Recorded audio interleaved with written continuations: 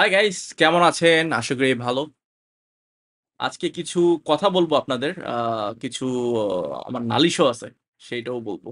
এখন আমাকে যে কথাগুলো মানুষজন বলতেছে, সেটা হচ্ছে ইন্টারেস্টিং যে নতুন করে ইমেইল করে নাকি অ্যাপয়েন্টমেন্ট পাওয়া যায়, এমন তথ্য তিনি পেয়েছেন। ওকে। সো ফ্যাক্ট ইস নতুন করে আমি যতদূর আমার কাছে যে অ্যাপয়েন্টমেন্ট গুলা আসছে বা অ্যাপয়েন্টমেন্টের ইনফরমেশন গুলো আমি পেয়েছি, তারা কেউই নতুন করে ইমেইল করেনি। ওকে। আর আমাকে একজন মেসেজ করে বলল তিনি ২০২৪ সালে মে মাসে অ্যাপয়েন্টমেন্টের জন্য মেইল করছিলেন। তিনি আর কোনো মেইল করেননি। ওকে, আমি এখন একটু স্টিল হয়ে যাব। দেখতে পাচ্ছেন আমি স্টিল হয়ে গেছি। এখন আমি আপনার স্ক্রিনটা দেখতে পাচ্ছেন, এই যে তার সাথে আমার চ্যাট হইছে। তো তিনি খুবই এক্সাইটেড ছিল এবং আ আমি বলছিলাম, দেখেন আমি বলছি আপনি শান্ত হন, সময় নেন। আ ওকে, আমি আপনাদের এই বয়েসটা শোনাই, শুনেন। ৮ মে ২০২৪-এ আমি মেল করেছি। ৮ মে ২০২৪-এ এই আজকে মাত্র আমি আমার কাছে মেসেজ আসছে যে অ্যাপয়েন্টমেন্ট ডেট। এটা কি অরিজিনাল নাকি আসলে বিষয়টা বলবেন? আমার আমার মেল আমি করছি। আমার যা কিছু দরকার ছিল সব কিছু আমিই করছি। আমি কারোর মাধ্যমে কোনো কিছু করিনি। তাহলে বুঝেন তার ধৈর্য কতটুকু। আমার মতে তাকে একটা পুরস্কার দেওয়া উচিত। দেখেন, পুরস্কার তো অবশ্যই তিনি পেয়ে গেছেন অলরেডি। কিভাবে পেলেন? তিনি অ্যাপয়েন্টমেন্ট পেয়ে গেলেন।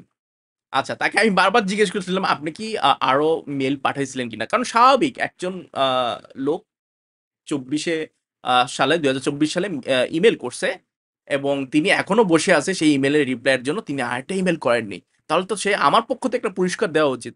যাই হোক, বিএফএস গ্লোবাল তাকে অ্যাপয়েন্টমেন্ট দিল। তো তিনি কিন্তু আর নতুন করে অ্যাপয়েন্টমেন্ট করেননি। মানে অ্যাপয়েন্টমেন্টের জন্য ইমেইল করেননি। তিনি সকল ডিটেইলস গুলা আমাকে দিলেন। তিনি কবে ইমেইল করছেন, তিনি আজকে যে ইমেইলের উত্তর পেলেন, সেগুলো দিলেন। ঠিক আছে? এখন এখানে নতুন করে ইমেল দিয়ে অ্যাপয়েন্টমেন্ট পাওয়া যাবে, এই কথা যারা বলবে, তারা কোনো একটা উদ্দেশ্য হাসিল করার জন্য এই কথাগুলো বলতেছে। ফ্যাক্ট নাম্বার 1 এটা মনে রাখবেন। নতুন করে ইমেল করার কোনো প্রয়োজন নেই। ঠিক আছে? আপনি হয়তোবা ২-৩ মাস আগে ইমেল করছেন। That's enough. ঠিক আছে? মানে ২২শে অক্টোবর পর তো যখন স্থগিত হলো, তারপরে আবার নতুন ইমেল করছেন। ওটা কোনো ফ্যাক্ট না। আপনি নতুন ইমেল করছেন। ১-২ টা ইনাফ। ২ টা ৩ টা এনাফ। এর বেশি যখন করতে যাবেন তখনই সমস্যা হবে। এত মানুষ আবার নতুন করে ইমেইল করবে এবং একটা স্প্যাম সৃষ্টি করবে ইমেইলের মাধ্যমে, সেটা কিন্তু কারোরই কাম্য নয়। যদিও নতুন করে ইমেইল করেন থাকেন, আপনি যে ইমেইল দিয়ে আগে ইমেইল করছিলেন সেই ইমেইলটি দিয়েই আপনি ইমেইল করবেন প্লিজ। সেটাই বলি। আমি অনেক ১ বছর আগেও আমি ইমেইলের ব্যাপারে কথা বলছি। ঠিক আছে? আপনি যদি নতুন ইমেইল করতে হয়, মনে করলেন যে আপনার ইমেইলটা হয়তোবা ভুল আছে বা এমন সন্দেহ আছে যে ইমেইলটা পৌঁছায় নাই, সন্দেহ আছে, তো আপনি আরেকটা ইমেইল পাঠাতেই পারেন। বাট যে ইমেইল দিয়ে আপনি পাঠিয়েছিলেন সেই ইমেইল দিয়েই পাঠাবেন। ঠিক আছে?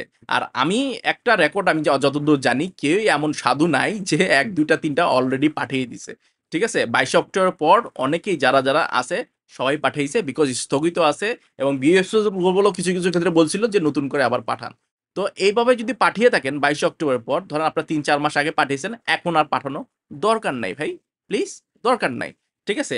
যারা ইমেইল অ্যাপয়েন্টমেন্ট পাইতেছে ইমেইল করে, মেইল করে রাখছিল। আবার কোন ক্ষেত্রে এই যে আপনাকে প্রমাণ দিলাম ১ বছর আগে তিনি মেইল করছিল আর মেইল করেননি। তিনিও অ্যাপয়েন্টমেন্ট পাইছে। এখন আসি, আজকে যে মেসেজ করল যে অ্যাপয়েন্টমেন্ট পেয়েছে, তিনি তার নোলস্থা ছিল কলোনিয়া এবং তিনি ফার্স্ট ইমেইল করে ২০২৪ সালের মে মাসে। আমি মনে হয় একটু আগেও বলছি।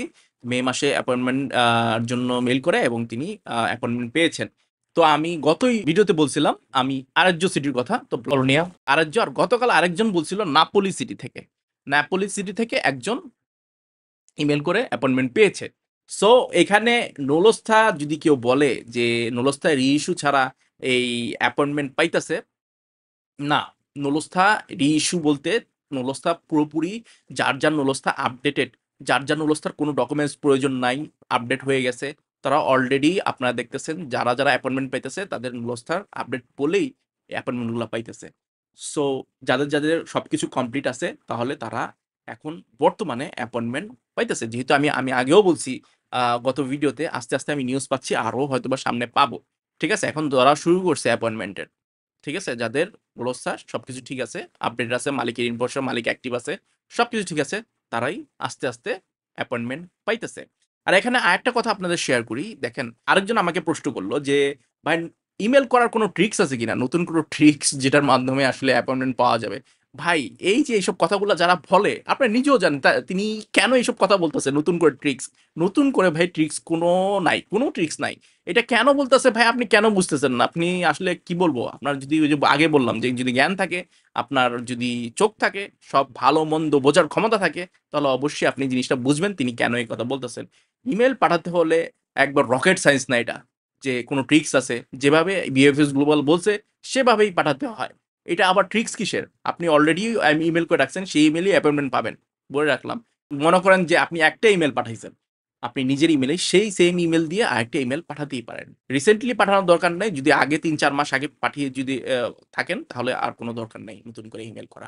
১.৫ বছর আগে কিন্তু আমি দেখিয়ে দিয়েছি যে কিভাবে কম্পিউটার দিয়ে নিজে, নিজে ইমেল করবেন, এবং মোবাইল দিয়েও আমি দেখিয়ে দিয়েছি কিভাবে মোবাইলের মাধ্যমে আপনি অ্যাপয়েন্টমেন্ট নিতে পারবেন ইমেল দিয়ে। ঠিক আছে?